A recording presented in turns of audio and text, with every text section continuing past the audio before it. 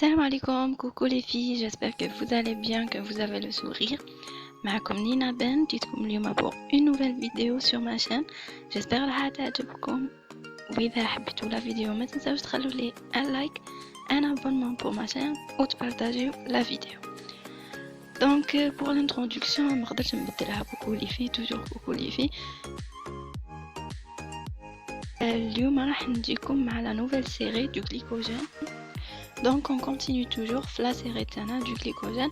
La dernière fois, on a la présentation, la définition du glycogène, le stockage, sa circulation dans le corps. Mais اليوم إن شاء الله راح نشوفوا son métabolisme. Donc, pour le devenir du glycogène dans notre corps, il faut savoir que le glycogène, il va pas être utilisé autant que glycogène, mais plutôt autant que glucose. Donc, à chaque fois que le glycogène il va passer par le cycle, il va libérer une molécule de glucose. C'est par la glycogène phosphorylase. Alors, c'est une enzyme qui va couper le glycogène, libère le glucose en utilisant de l'ATP. Donc, la première molécule qui va se former, c'est le glucose 1-phosphate. Après ce dernier, à l'aide d'une phosphoglucomutase, il va, plutôt c'est le groupement phosphore qui va se transformer du carbone numéro 1 vers le carbone numéro 6. Après, le glucose 6-phosphate, c'est la forme active du glucose dans notre organisme ou bien dans les cellules. Donc, ce dernier, il va se transformer en glucose, en une molécule de glucose déphosphorylée, ça veut dire le glucose tout simple, à l'aide de glucose 6-phosphatase qui va liser le phosphate du glucose, il va les séparer. Et ce glucose, il va être libéré dans le sang et utilisé par les tissus.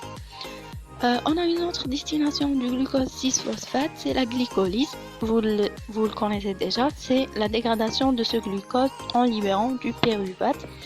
Par voie fermentaire ou bien par voie oxydative. La voie fermentaire, le pyruvate, il va nous donner le lactate, c'est la fermentation de la cellule, ou bien la respiration de la cellule par voie fermentaire, ou bien ce dernier, il va libérer le pyruvate qui va former le CO2 et l'H2O, c'est la voie respiratoire oxydative. Ça veut dire que le glucose, il va libérer du CO2 et de l'H2O. On a une troisième voie, c'est la voie des pentoses phosphates. Cette voie, elle est rarement utilisée, mais quand même, on doit la citer.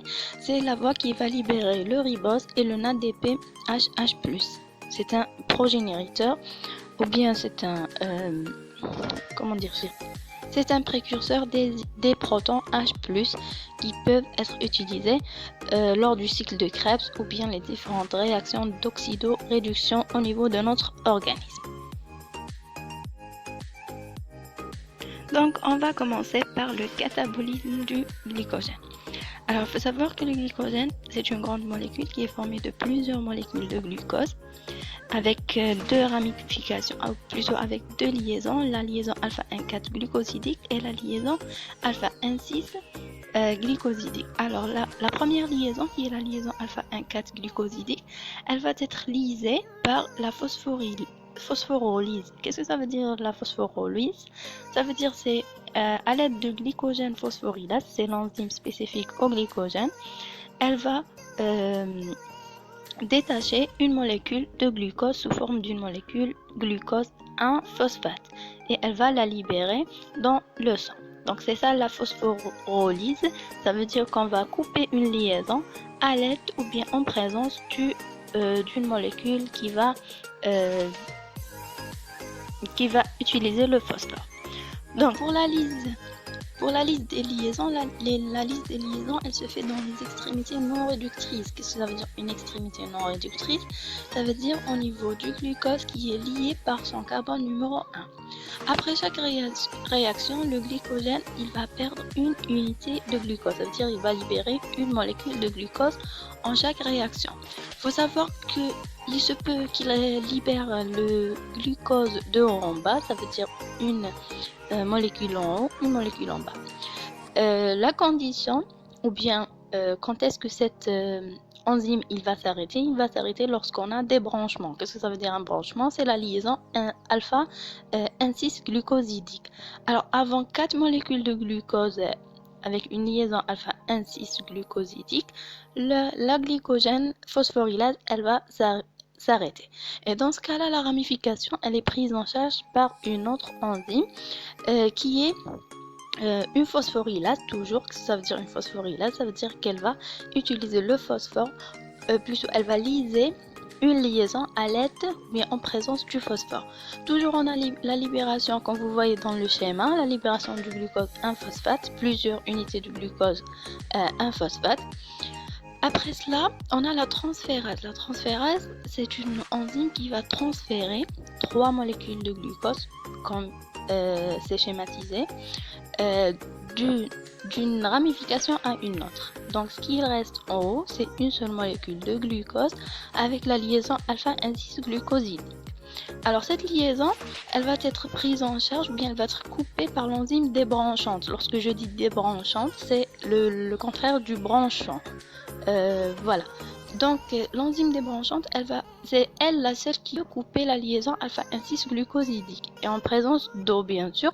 Alors, on aura comme résultat, après la libération de la molécule de glucose du branchement, une molécule qui est linéaire formée de plusieurs glucoses liées par la liaison alpha-1,4 et c'est à l'enzyme glucogène phosphorylase qui va couper ces liaisons.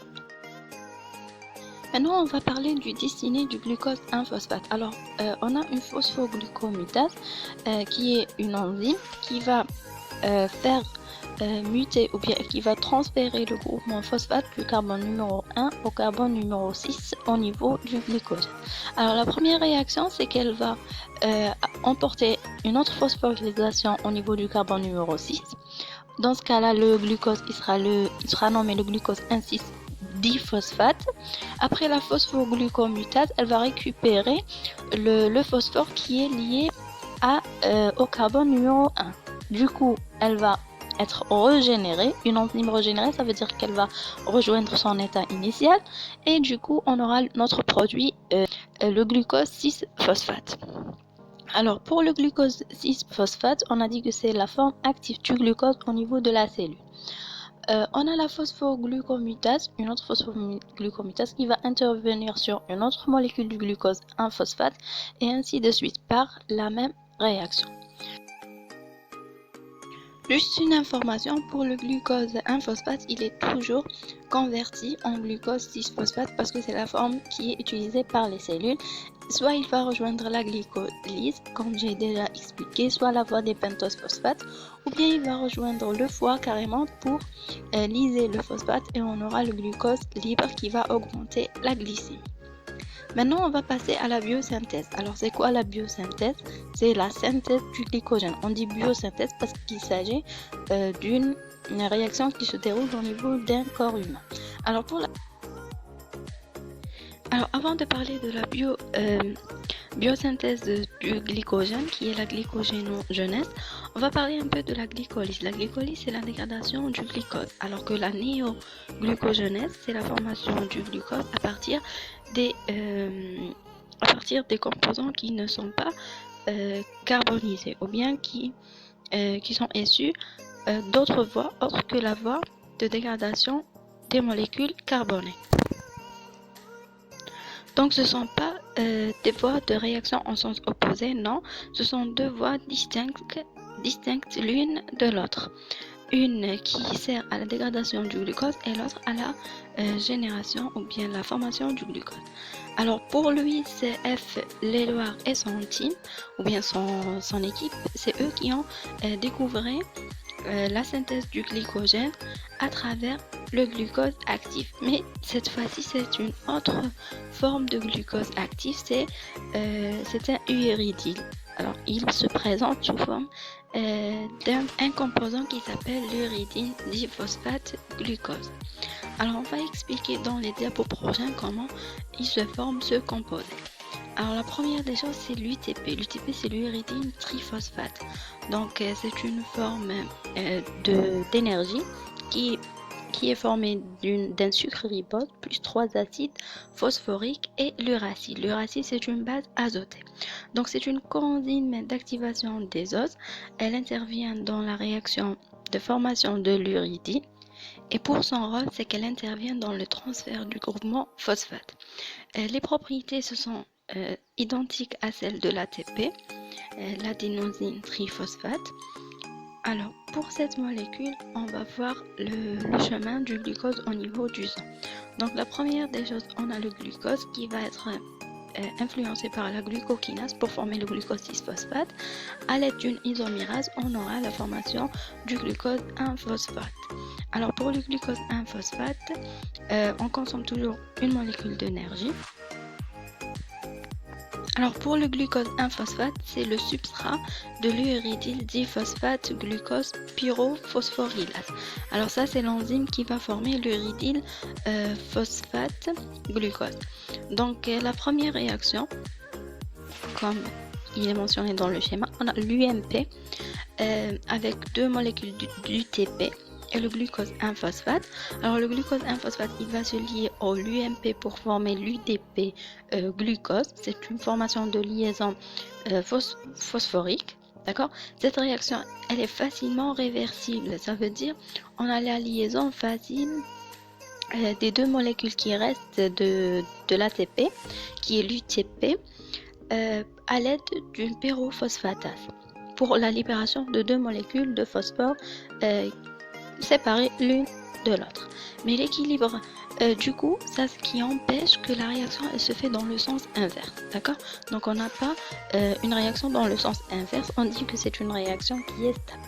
Alors pour l'ajout des unités glucosyles, l'ajout il se fait dans à l'extrémité bien sûr, c'est grâce à glucogène synthétase et la formation de la liaison alpha 1,4 glucosidique à l'aide de l'UDP, qui est l'uridyl diphosphate glucose.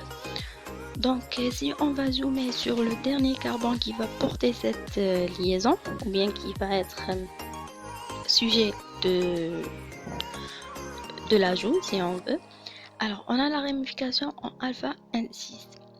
Ça c'est la structure du glycogène. On a l'enzyme branchante qu'on a déjà parlé. C'est l'enzyme qui va former les liaisons alpha N6.